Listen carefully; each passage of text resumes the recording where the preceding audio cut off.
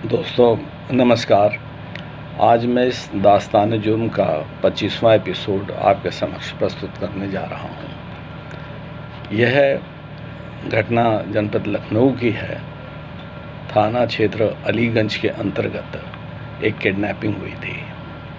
बच्चा जो था वो लगभग 7-8 वर्ष का था और उनका चिकन क्लॉथ्स का काम था जनपद लखनऊ में ही, और काफ़ी बड़े लोग थे और बच्चा वहाँ पर खेल रहा था।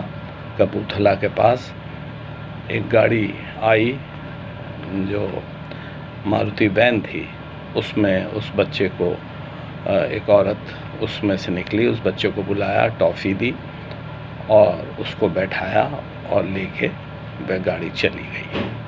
यह है यद्यपि कि जो सामने वहाँ पर ठेली लगाया था लोगों ने और पान वाले ने, उन्होंने ये घटना परिपूर्ण तरीके से देखी थी। बच्चा जब घर नहीं पहुँचा तो वह लोग पुलिस स्टेशन गए और उन्होंने घटना के बारे में बताया कि बच्चा 2-3 घंटे से गायब है, और पान वाले ने बताया कि एक मारुति वैन में एक लड़की आई थी और लड़का चला रहा था और बच्चे को वह ले गए हैं। किडनैपिंग का मुकदमा कायम किया गया क्योंकि बड़े व्यापारी थे, इसलिए बहुत ही सेंसेशनल घटना के रूप में वह परिवर्तित हुई। व्यापारियों का वर्ग काफ़ी आंदोलित था। उनका डेलीगेशन आकर मिला और चिंता व्यक्त की, और निश्चित तौर पर जो है शाम के वक्त इस तरह की घटना, एक बच्चे को उठा ले जाना बहुत ही गंभीर प्रकरण था। मेरे को इस घटना के खुलासे में शासन के द्वारा नियुक्त किया गया। उस टाइम मैं एसटीएफ में था। एसटीएफ के वरिष्ठ पुलिस अधीक्षक श्री अनिल कुमार अग्रवाल थे।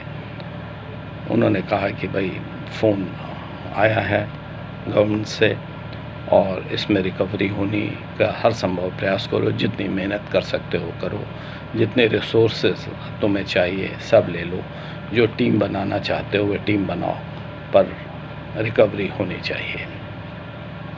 मैंने अपने साथ 2 डीएसपी, जिसमें प्रमुख रूप से एक शाह रशीद खान थे जो अब IPS हो चुके हैं, और एक अन्य डीएसपी, 2 सब इंस्पेक्टर, 4 सिपाही अपने साथ लिए और मैं वहाँ पहुँचा। घटनास्थल का मुआयना किया, बहुत से लोगों से पूछताछ की।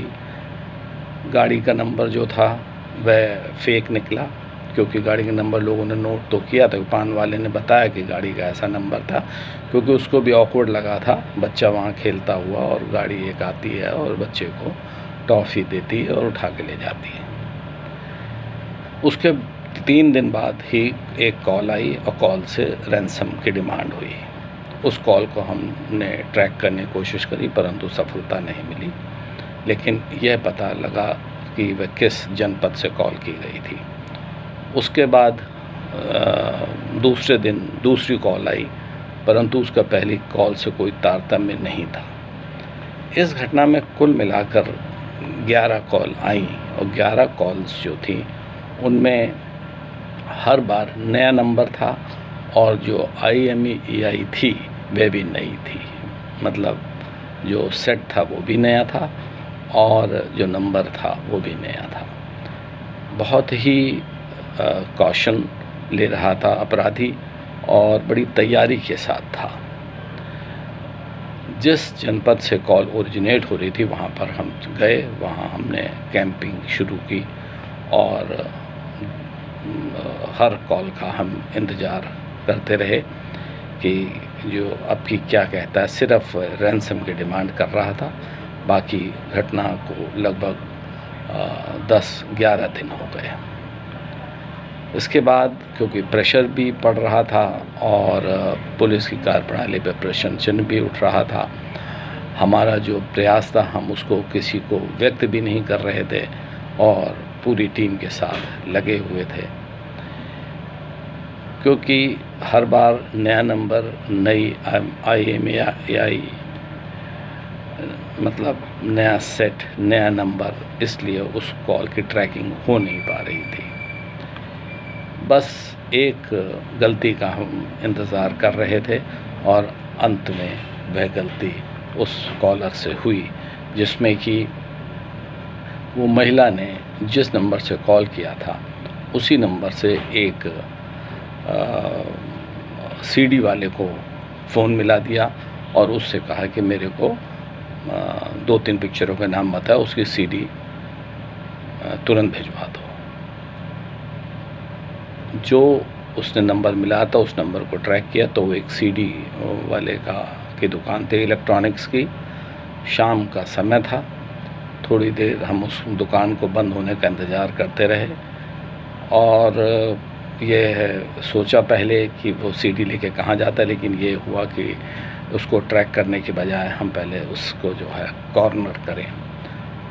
उसको हमने हिरासत में लिया, पूछताछ करी कि ये नंबर कहाँ से आया और सीडी लेके कहाँ जा रहे हो। उसने व्यक्त किया एक नया कॉम्प्लेक्स बना था, वहाँ पर 4th फ्लोर पर वह सीडी लेके जाने को था। हमने वहाँ के जो केयरटेकर से बात करी। उसने कहा कि हाँ साहब, यहाँ पर एक कमरे में एक कपल आया है और उनके साथ एक बच्चा भी है। बस इतनी बात हमारे लिए बहुत थी। हमने थोड़ा और इंतज़ार किया कि रात हो जाए, कुछ आहट ना मिले। उस जो फ्लैट था उसको घेर लिया, नॉक किया, नहीं खुला। उसके बाद दोबारा फिर नॉक किया, फिर अंदर से आवाज़ आई, कौन? बताया कि सीडी लेकर आए हैं। तो उसने ये कहा कि इतनी देर में क्यों आए तुम? तब से 2 घंटे से मैं इंतज़ार कर रही थी। जैसे उसने खोला, हम 3 अधिकारी उसके अंदर बार्जिन हुए। उसमें एक डीएसपी श्री इंद्रजीत तेवतिया साहब थे, जो अब नहीं रहे। उनका भी बहुत बड़ा इसमें योगदान था इस पूरे ऑपरेशन में। और उस औरत को देखते ही पूछा कि बच्चा कहाँ है। वो चकाचौंध हो गई, समझ ही नहीं पाई कि कौन है हम लोग, क्योंकि सादे वस्त्रों में थे। देखा तो बच्चा एक जगह कोने में पैर और हाथ बंधे हुए थे और बैठा हुआ था। बच्चे को तुरंत हमने कब्जे में लिया और पूछा वह आदमी कहाँ है जिसने ये किया। उसके बाद उसने सारी बातें व्यक्त की। इस बीच में वह व्यक्ति, हम लोग वहाँ पर कैंप कर गए, बैठे रहे। 2-2.5 घंटे बाद वह व्यक्ति आया, उसको हिरासत में लिया, बच्चे को छुड़ाया। उन दोनों, जो वह लड़की थी वह उसका बॉयफ्रेंड था और वह लड़की बहुत ही अच्छे परिवार से थी, कॉन्वेंट एजुकेटेड थी, दिल्ली यूनिवर्सिटी की छात्रा थी। उसको एक लड़के से प्यार हो गया था और वह उसी के साथ वहाँ दिल्ली से भाग आई थी। घर वालों ने उसको डिसोन कर दिया था।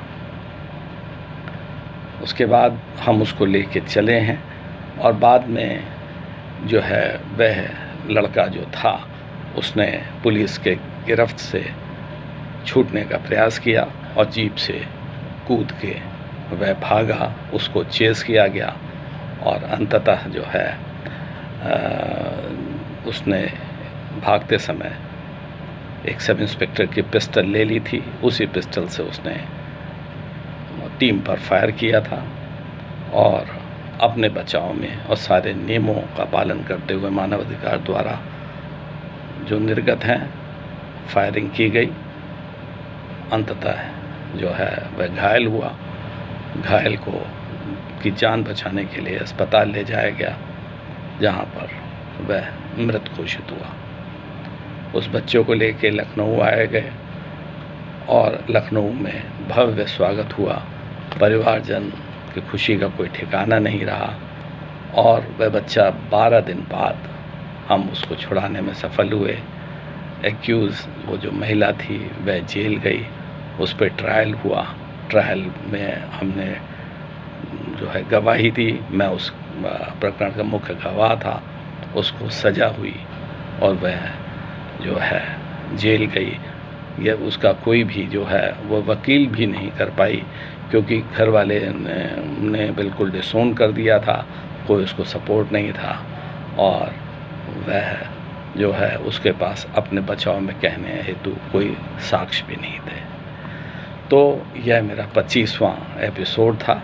मैं आपको बहुत बहुत धन्यवाद देता हूँ कि आप जिस तरह से सब्सक्राइब कर रहे हैं, मेरे जो एपिसोड्स हैं उनको लाइक कर रहे हैं, और मैं आशा करता हूँ कि भविष्य में भी आप इसी तरीके से आपका प्यार मुझे मिलता रहेगा। मैं 26वें एपिसोड के साथ बहुत ही जल्द आपके समक्ष उपस्थित होऊंगा। बहुत बहुत धन्यवाद। जय हिंद, जय भारत।